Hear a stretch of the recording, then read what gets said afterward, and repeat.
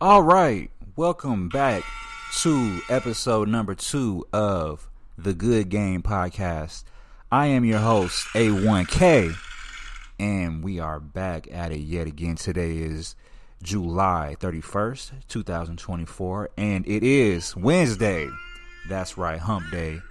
And we are here to get you over the hump today and make sure you have a great day and speak on some of these topics. But before we get into it, man, I want to make sure you guys do me a favor. Hit that like button. Hit that subscribe button if you're listening to the episode on YouTube. Or if you're listening to us on Spotify, make sure you follow the channel on Spotify. Make sure you guys follow me on my Instagram at A1K Digital Media. You can catch me 3 times a week. That's right. Yes, Monday, Wednesday, and Friday. So without further ado, let's get into our first topic.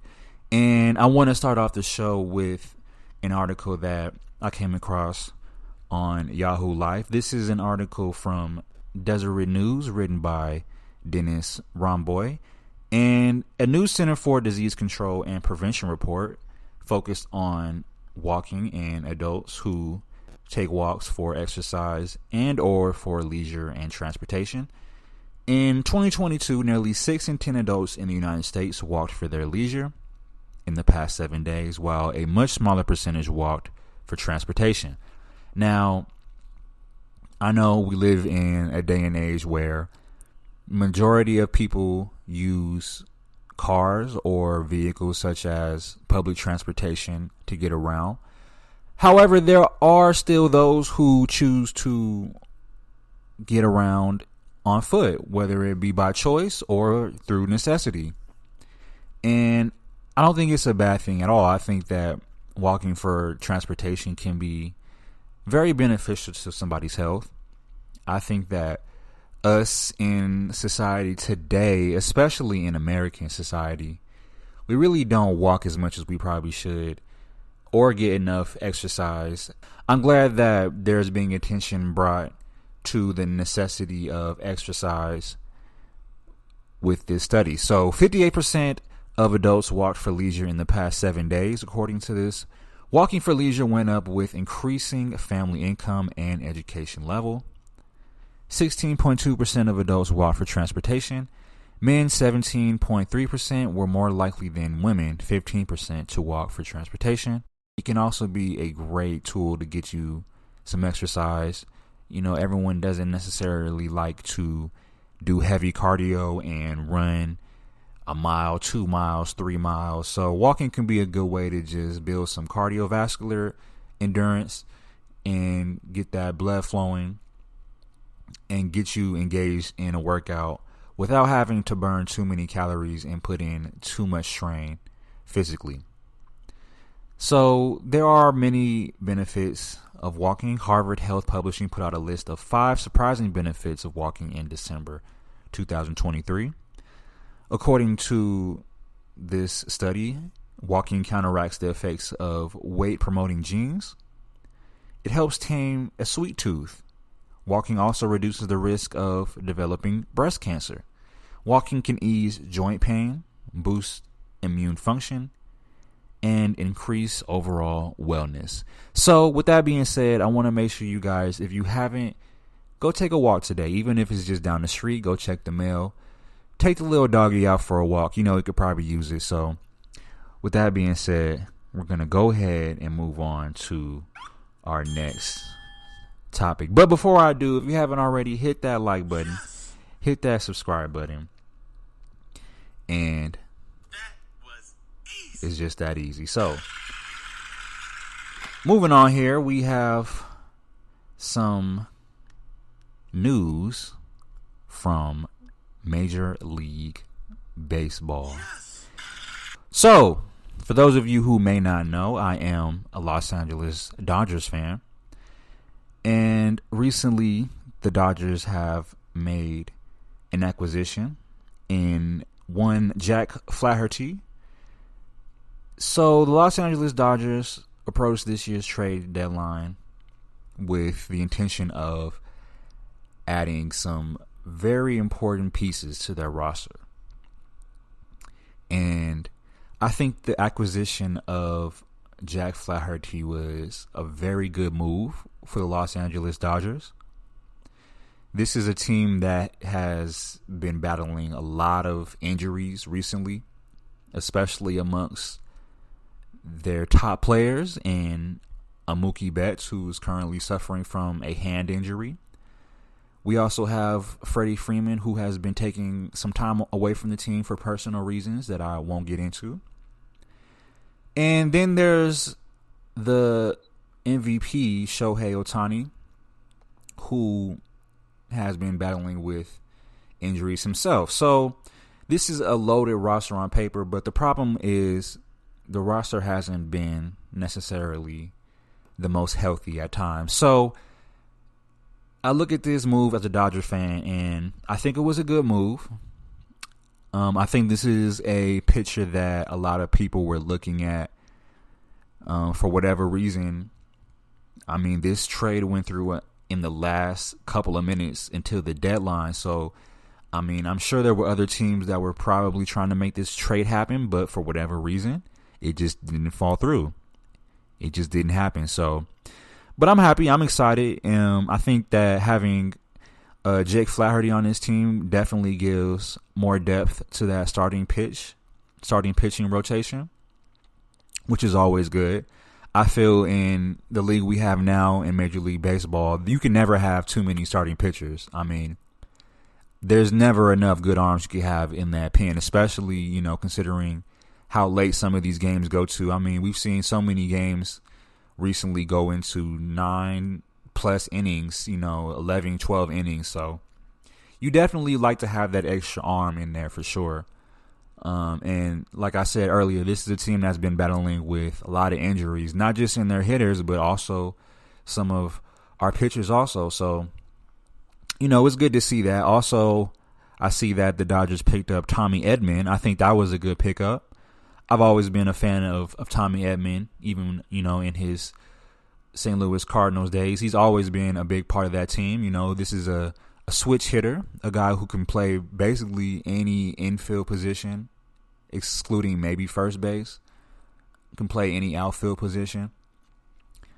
Very speedy, very quick. Can hit both lefties and righties. There's even been some at-bats, and this is the only player I've ever seen who usually switch hitters like to face right-handed pitchers on the left side of the plate and left-handed pitchers on the right side of the plate. But one thing I seen Tommy do was he would face certain right-handed pitchers on the right side of the plate, which was kind of unique for a switch hitter. But, these guys, they're so deep into analytics and things like that. There's probably some reason why he would do that. But I just like the fact that we have a guy like that on the team. Definitely gives us a boost in that lineup. I'm not sure where he fits in the lineup. Probably somewhere, if they don't put him at the top of the lineup, probably somewhere in the middle. Definitely a guy who could steal some bases. Tommy hasn't played a game this season.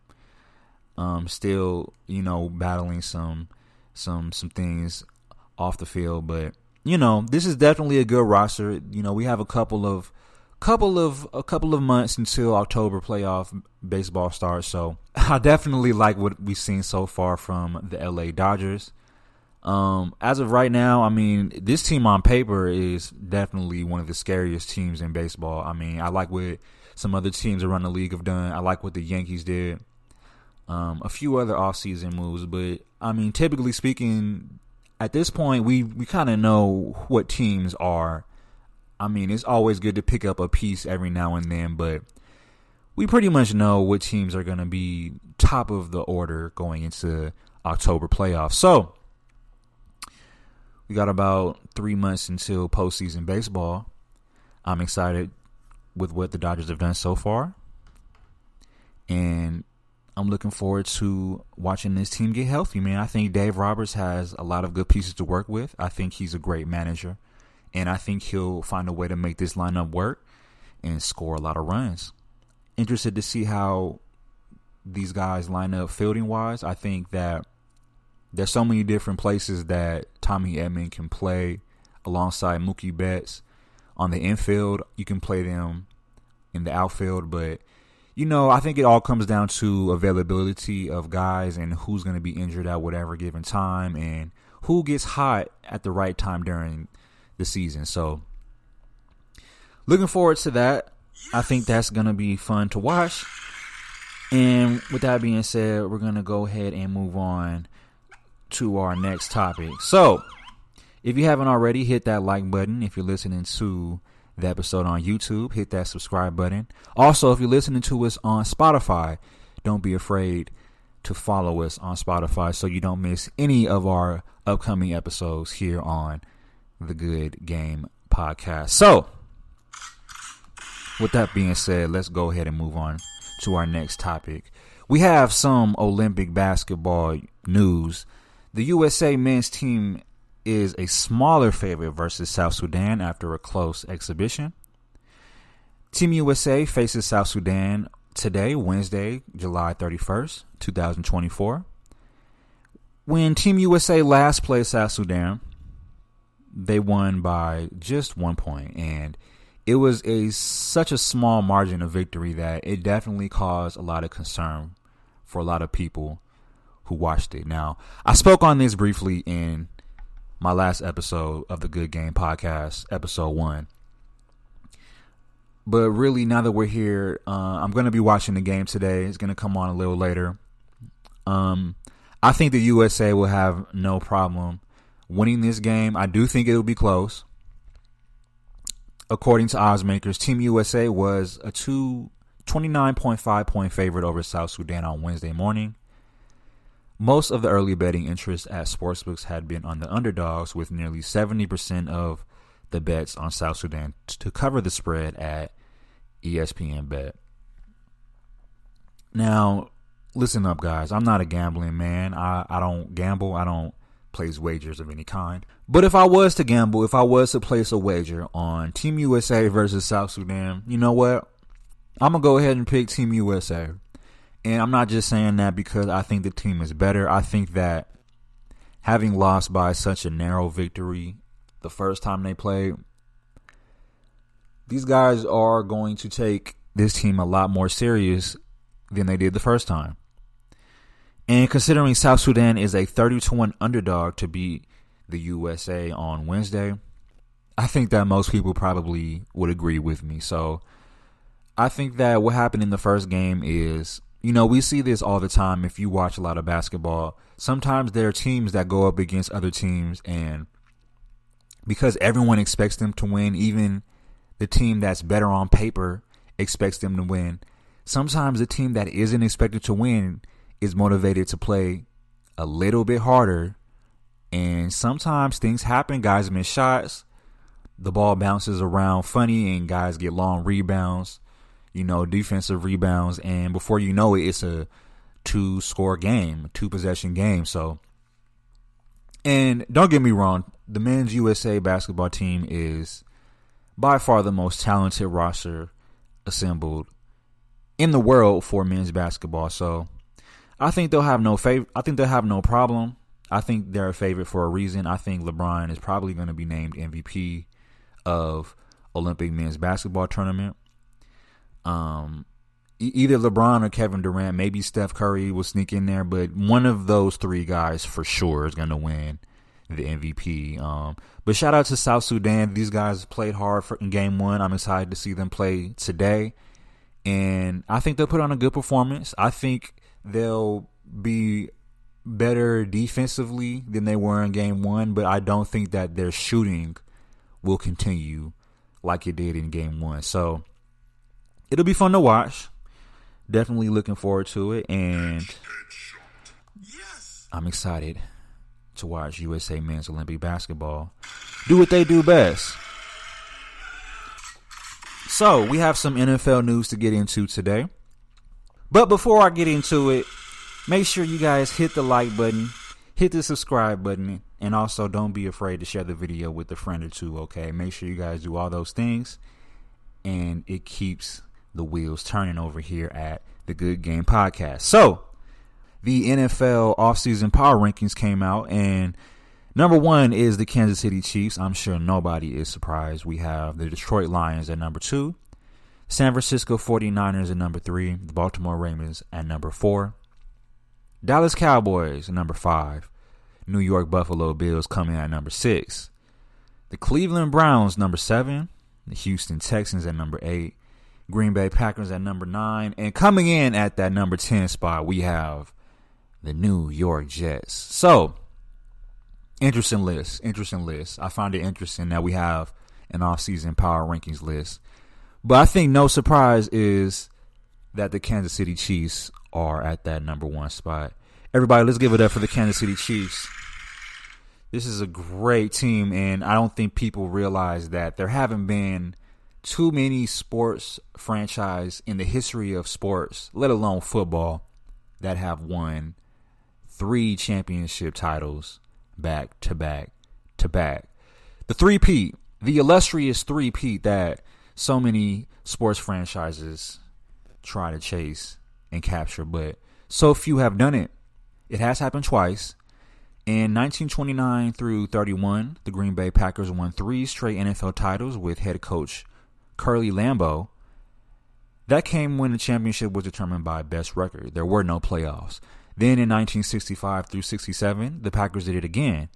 The last 2 of those championships were the first 2 Super Bowls. So it's been that long, folks.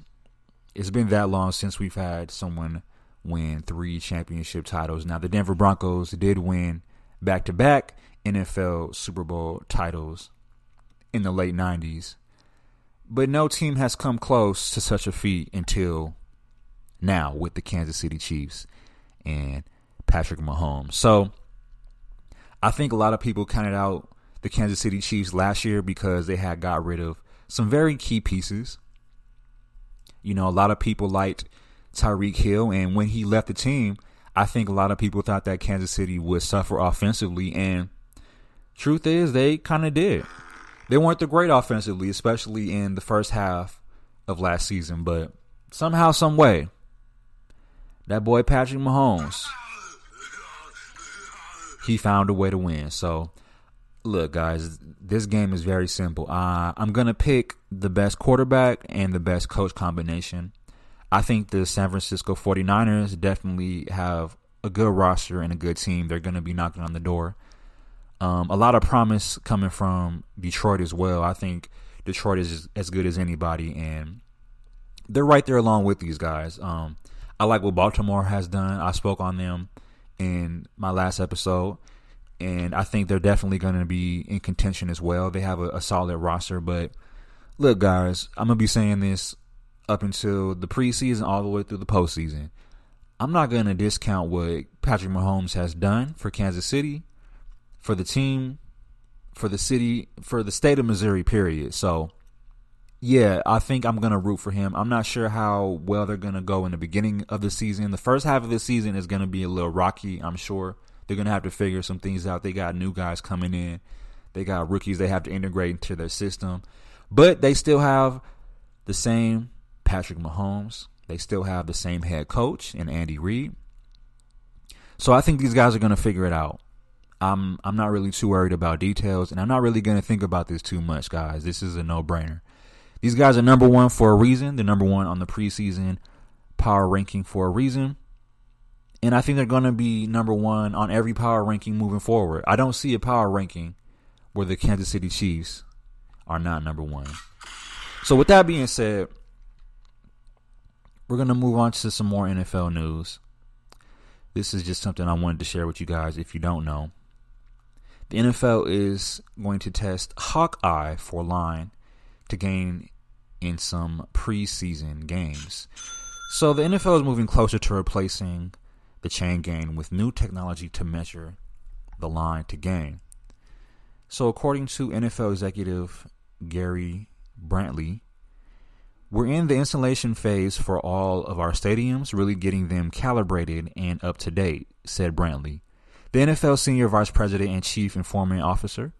We're just really getting to a place where this system is as accurate as possibly and really calibrating across our multiple stadiums. We have multiple stadiums with multiple dimensions inside of those stadiums with different age.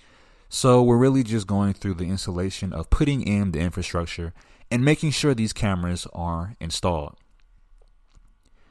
So I think this is a great idea for the NFL. I think this type of move was long overdue. And I think this is overall just a great move. I think that something like this was long overdue, like I said earlier. And, we've seen technology like this be implemented in Major League Baseball.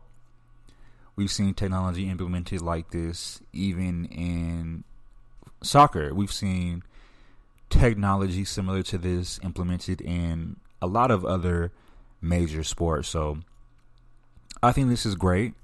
I think that this will help speed up the game. So the optimal tracking system notifies officials instantly if a first down was gained after the ball is spotted by hand. This is a quote, "We're reducing a significant amount of time, 40 seconds for each time of use, that basically is making the game that much more impactful," said Neil Manowitz, Sony president and chief operations officer. He continues, "And then also the system is accurate down to less than half an inch, which is incredibly accurate. Hopefully the fans appreciate the objective view, or at least half the fans each play will be appreciating it." The NFL has long used two bright orange sticks and a chain to measure for first downs. That method would remain in a backup capacity. So I think this is a great move. I think anything that will help speed the game up and make decisions more accurate is great, not only for the players on the field, but also for the fans watching the sport and watching the game. I know that a lot of people may feel a bit indifferent about it, and some people may not even like the change because, unfortunately, some people are just not accustomed to change and they're scared to try anything new. But we've seen positive results with technology like this being implemented in other sports, like I mentioned earlier. So I'm excited for it. I think that as long as they get the technology right and it works like it's supposed to, I think it could be a good thing. And the NFL is in desperate need of some new additions and some innovations to bring to the league. If you look at what Major League Baseball has done with implementation of the pitch clock and banning of the shifting of the infielders, all of these decisions were made essentially to make the game more fun to watch and more enjoyable to watch, and also to bring down some of the game time and make games not as long and long lasting to where the fan loses interest after an hour or hour and a half or 2 hours. So I think this is a good move. I'm excited to see how this plays out. It'll be interested to see what it looks like when it first gets implemented. I'm sure there's going to be some hiccups and some bumps along the road, but I think this is great. I think the NFL definitely has to look at some new innovations, and this is a step in the right direction. So, with that being said, that brings us to the conclusion of episode number 2 of the Good Game Podcast. I know, I understand. I know it's sad when we have to conclude, but don't worry. We will be back on Friday with another episode of the Good Game Podcast. So, if you haven't already, hit that like button. Hit that subscribe button so you don't miss the next episode. And before we get on out of here, make sure you guys follow us on Spotify at the Good Game Podcast. We will be dropping another episode every Monday, Wednesday, and Friday. And I want to make sure you guys step out of here with some positivity and understand that no matter what goes on in the world, as long as we have each other, everything is going to be all right. So with that being said, make sure you guys stay tuned for the next episode of the Good Game Podcast. I am your host, A1K, signing off. Peace and love. Bye-bye.